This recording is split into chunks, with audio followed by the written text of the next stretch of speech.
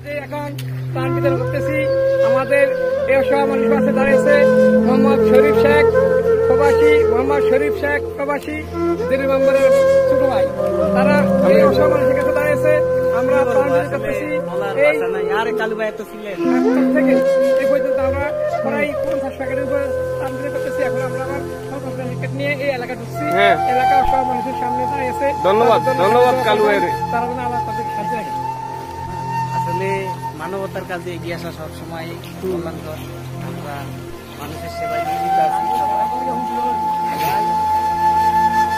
আসুন আসুন, আমরা সবাই একসাথে হয়ে সবার ঘরে ঘরে যাই আর সবার ঘরে পণ্য পৌঁছাই দিয়ে আসুন।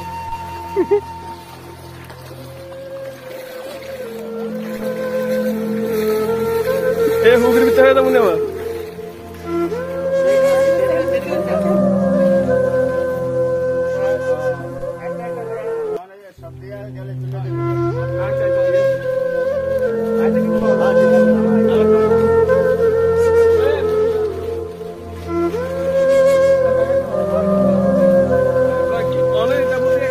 তুইল আমার, আমি যাই সামনে।